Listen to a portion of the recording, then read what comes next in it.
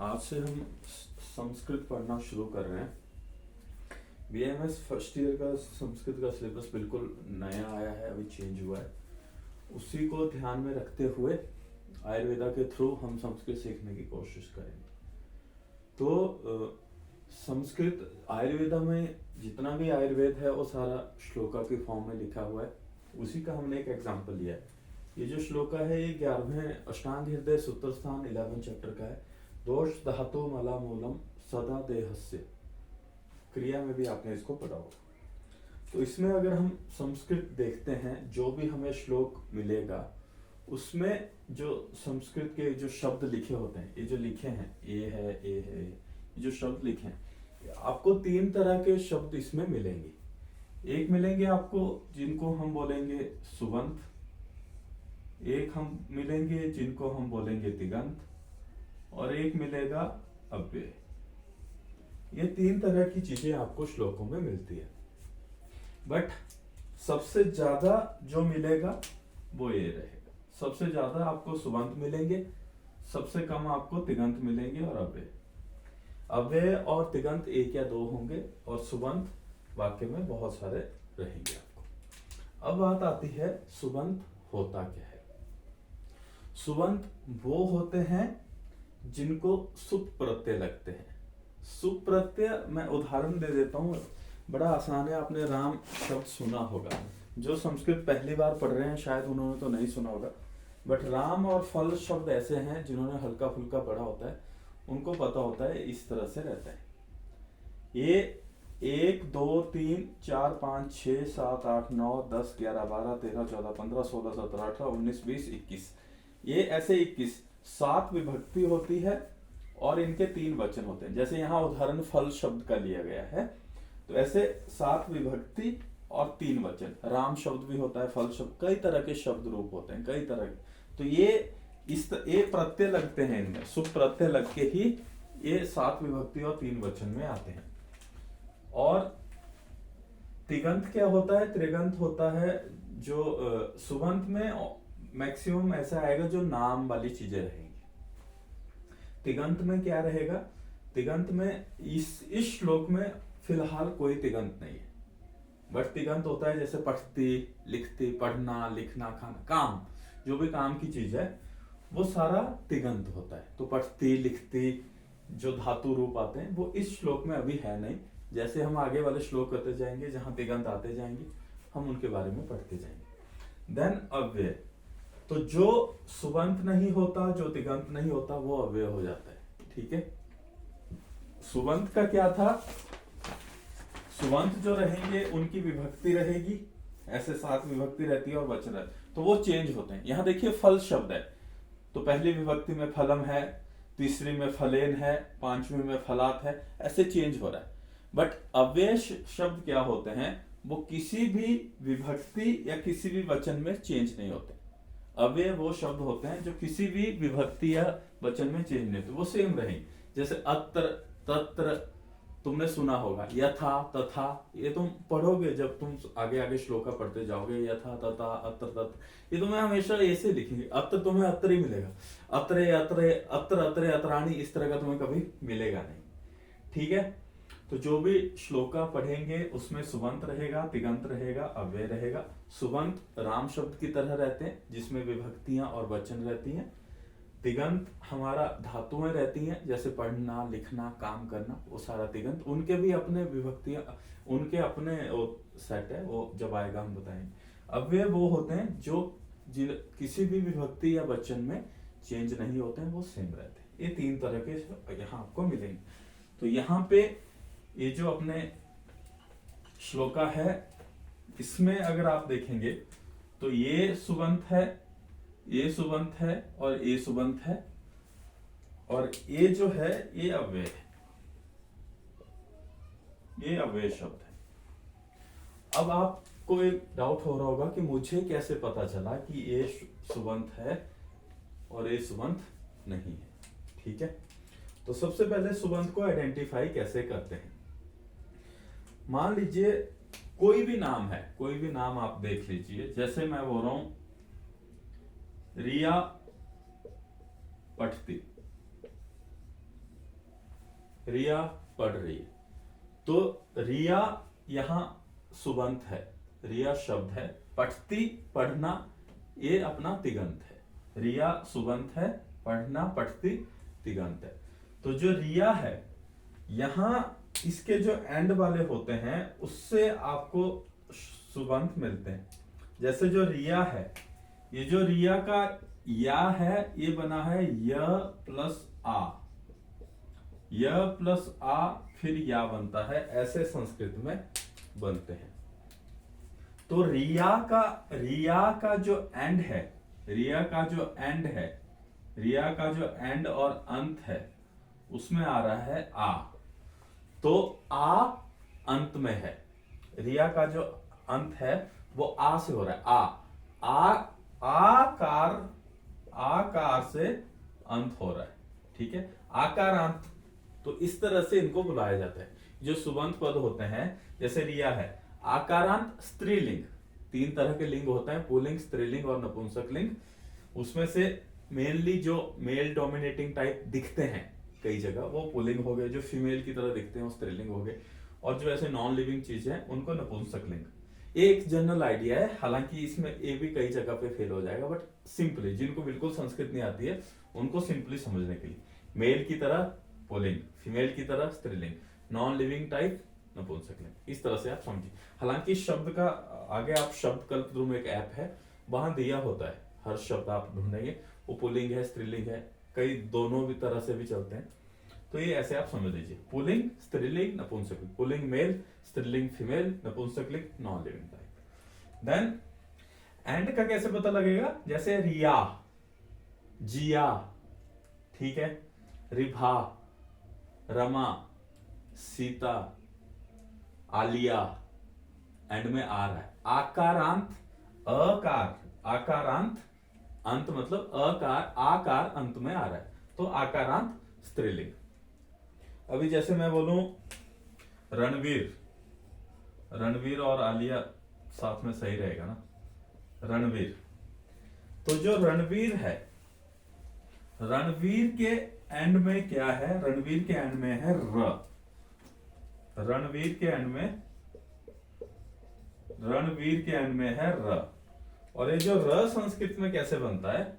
र संस्कृत में बनता है ऐसे, र प्लस अ होता है र, आधा र प्लस अ फिर र बनता है। संस्कृत का र ऐसे बनता है। तो ये जो रणवीर का र है इसके एंड में अ है, तो रणवीर हुआ अकारांत, अकारांत पुल्लिंग। रणवीर शब्द आपका अकारांत पुल्लिंग आ जाए। रणवीर, सुभाष, रमेश, ठीक है, राम, बात, ये सारे अकारांत शब्द हो गए। अ आ रहा है, एंड में अ आ रहा है। अभी जैसे यहां है, यहां मल आ रहा है, यहां मल आ रहा है, तो ल प्लस अ इज इक्वल टू ल, तो एंड में अ आ रहा है, मल के एंड में अ आ रहा है, ल प्लस अ जाके ल बनाता है। तो ये जो अ है, मल भी अकारांत शब्द है, उसके एंड में ल प्लस अ बनेगा ल। तो ये जो एंड है अ से एंड हो रहा है, अकारांत पुल्लिंग हुआ मल शब्द, ठीक है।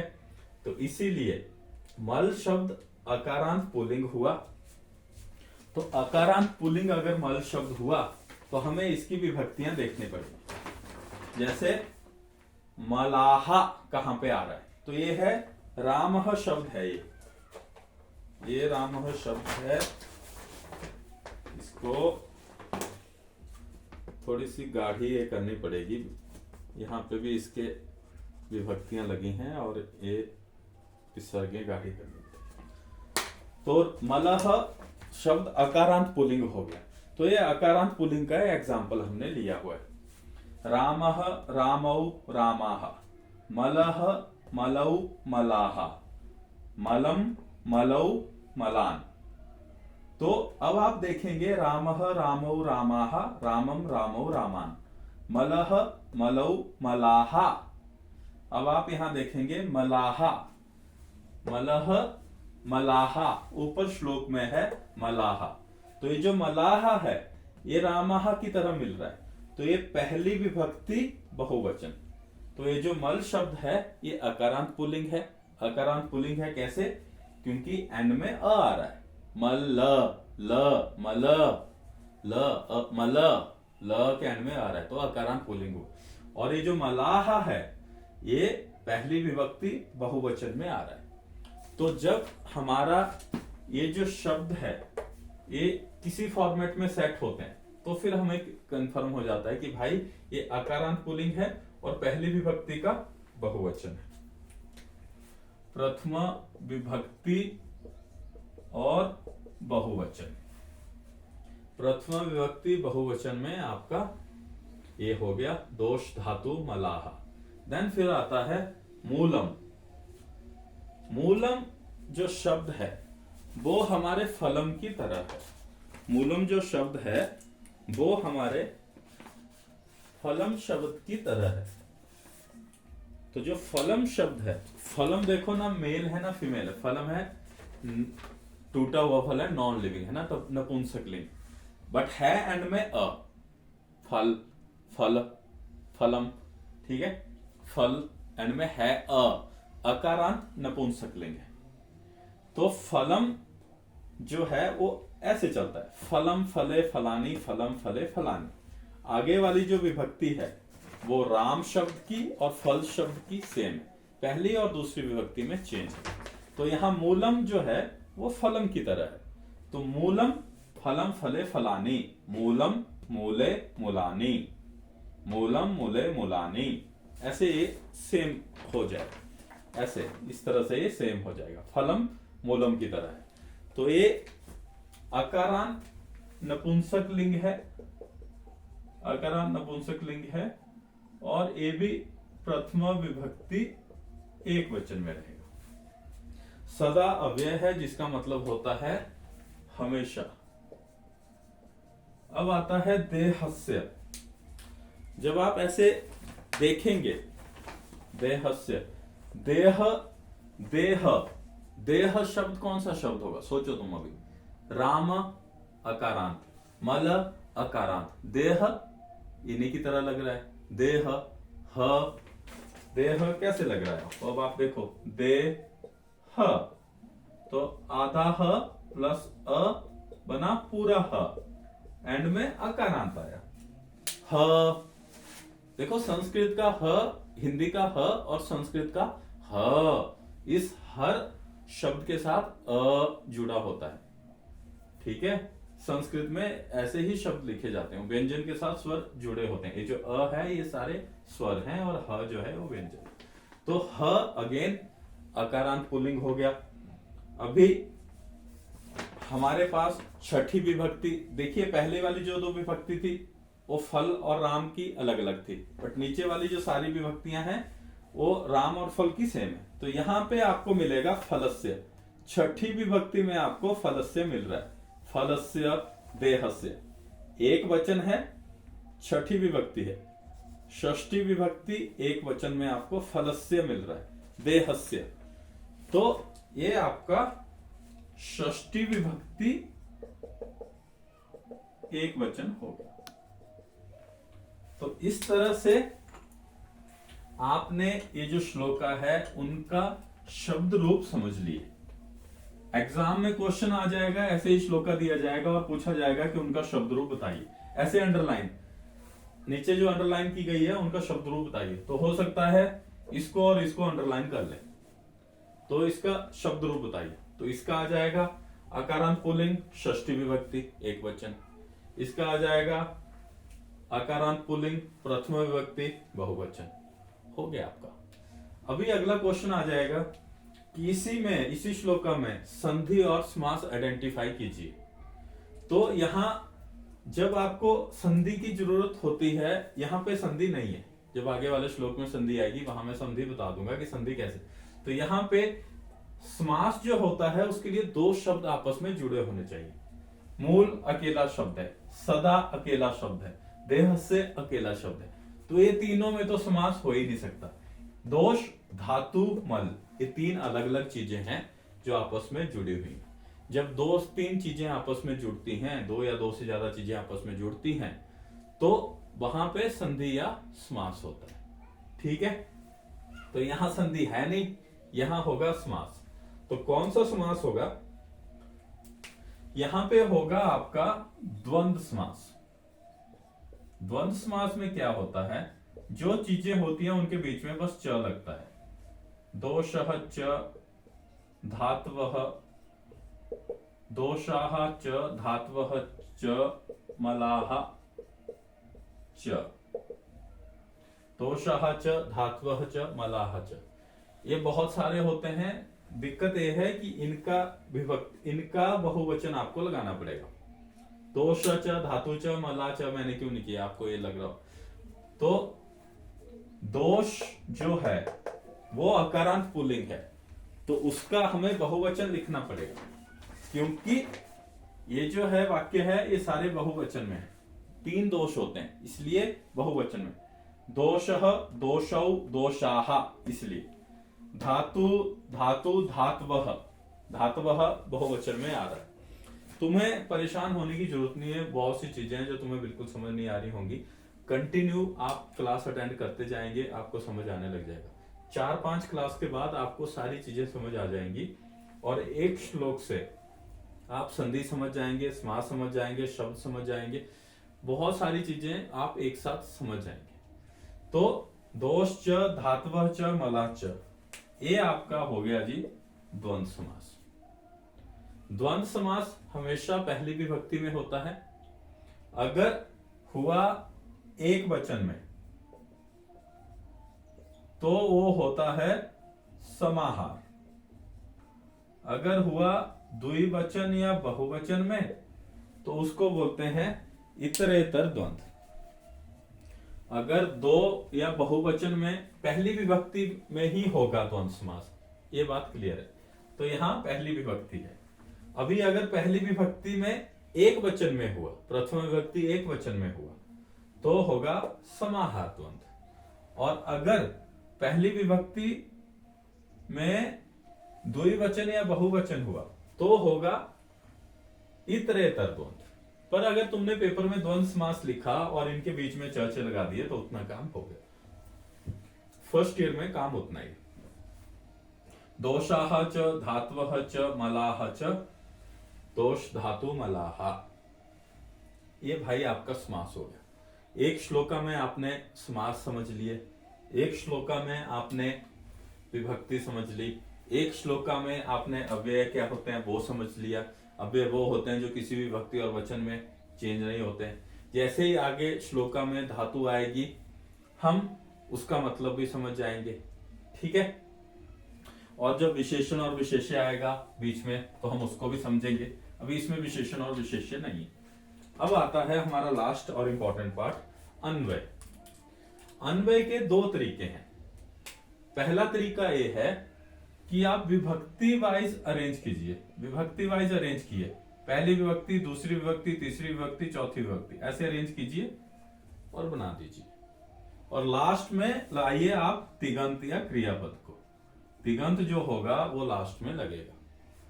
तो यहां पे कोई भी तिगंत है नहीं, तो उसकी आप चिंता छोड़ दीजिए, ठीक है। 2 तरीके हैं अन्वय करने के। एक तो आप विभक्ति के हिसाब से पहली, दूसरी, तीसरी, चौथी, जो भी, जैसे यहां पहली विभक्ति है, यहां भी पहली विभक्ति है, यहां षष्ठी विभक्ति है, तो आप ऐसा कर दीजिए 1, 1, 6, ऐसा कर दीजिए, ठीक है।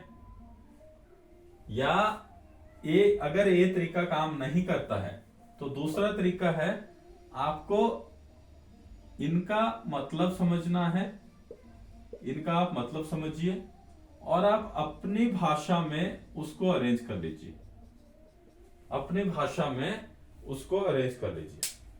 तो जैसे अभी आज मैं ये वाला तरीका अपना अप्लाई कर रहा हूं, अपनी भाषा में समझ के उसको अपनी भाषा में ही वाक्य को अरेंज करेंगे। तो देहस्य का मतलब होता है,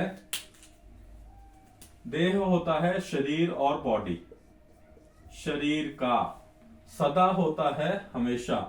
मूल होता है जड़, जड़ ही होता है, हाँ, जड़ और रूट, रूट और जड़ मूल होता है। तो दोष, धातु और मल, ये वैसे ही रहेगा। दोष, धातु, मल, जड़, हमेशा, शरीर का। तो इसको तुम अरेंज करोगे तो कई तरह के वाक्य बनेंगे। हमेशा शरीर का, जड़, दोष, धातु, मल, क्रिया तिगंत है नहीं तो मैं अपनी तरफ से ऐड कर लेता हूं भवती, जिसका मतलब होता है, जिसका मतलब है होता है, मैं अपनी तरफ से ऐड कर रहा हूं। तो एक अगर लाइन, अगर तुम इन 1 2 3 4 शब्द हैं, इन 4 शब्दों को अगर आपने अरेंज किया और एक वाक्य बना, तो वो एक ये हो सकता है, हमेशा शरीर का, जड़, दोष, धातु, मल होते हैं। हमेशा शरीर का जो मूल, दोष, धातु, मल होते हैं, एक लाइन। दूसरी लाइन, दोष, धातु, मल, हमेशा शरीर के मूल या जड़ होते हैं। दूसरी लाइन होगी। तो इस तरह से आप कई सारे वाक्य अरेंज करेंगे। ए भी अन्वय है और ये भी अन्वय है। जो भी आपको मीनिंगफुल लगे, जो भी आपको इस कंटेक्स्ट में सही लगता है, वो आपका अन्वय हो जाता है। एक ही श्लोक के कई सारे अन्वय होते हैं, वो ठीक है या नहीं है, वो उसका एक तो मतलब आना चाहिए। आप कैसे चेक करेंगे? एक तो उसका मीनिंग आना चाहिए, और दूसरा जहां पे वो बात कर रही है वो मीनिंग उस हिसाब से आना चाहिए। और बस अगर यूजफुल मीनिंग आ रहा है और जो वहां पे प्रकरण है जहां पे लिखा गया है वहां पे वो अप्लाई हो रहा है, तो आपका अन्वय ठीक हो जाता है। अन्वय आसान है, हमें इतना कॉम्प्लिकेटेड नहीं करना। तो ये जो 4 शब्द हैं, ये डिसअरेंज किए हुए थे, आपने इनको अरेंज करना होता है, वही अन्वय होता है। तो जैसे हमेशा है, मैंने यहां हमेशा पहले ले आया, इस वाले श्लोका में शरीर का लास्ट में था, फिर उसको वहां ले आया, और दोष, धातु, मल लास्ट में लेके गया। बस अरेंजमेंट करना होता है, शब्दों का जो अरेंजमेंट है वही आपका अन्वय होता है। तो यहाँ 2 तरह का अरेंजमेंट है, ये दोनों ही मुझे ठीक लग रहे हैं, 2 ही इसके अन्वय। तो जब आपने इसको कर लिया, फिर जब आप इसको संस्कृत में करेंगे, इन्हीं दोनों लाइनों को फिर आपको संस्कृत में करना है। हमेशा मतलब इसका अगर आप संस्कृत में करेंगे तो सदा देहस्य मूलम दोष धातु मलाह भवन्ति। ये इसका क्या करेंगे? दोष धातु मलाह सदा देहस्य मूलम भवन्ति। तो दोनों ही अन्वय आपके ठीक है। अन्वय आसान है, आगे जाके हम अन्वय ही करने वाले हैं। तो आज हमने अन्वय सीखा, आज हमने सुबंत के बारे में समझा, आज हमने अव्यय के बारे में समझा। तिगंत हम आगे था नहीं, तो आज तिगंत हम मिस हो गया, आगे जब तिगंत आएगा तो हम उसको पढ़ेंगे। आज हमने एक समास पढ़ा, द्वंद्व समास, जहां पे पहली विभक्ति में होना चाहिए। पहली विभक्ति में या तो एक वचन में होगा, या द्विवचन में या बहुवचन में। द्विवचन या बहुवचन में हुआ तो इतरेतर द्वंद्व रहेगा, और एक वचन में रहा तो समाहार द्वंद्व रहेगा। तो द्वंद्व समास आज हमने पढ़ा। च लग जाएगा तीनों के बीच में, और आपका प्रथम विभक्ति वाला द्वंद्व हो जाएगा। और हमने क्या पढ़ा आज? अव्यय के बारे में पढ़ा। ये सारी चीजें हैं। आगे विशेषण विशेष्य आएगा, वो भी हम पढ़ेंगे। संधियां आएंगी, वो भी हम पढ़ेंगे।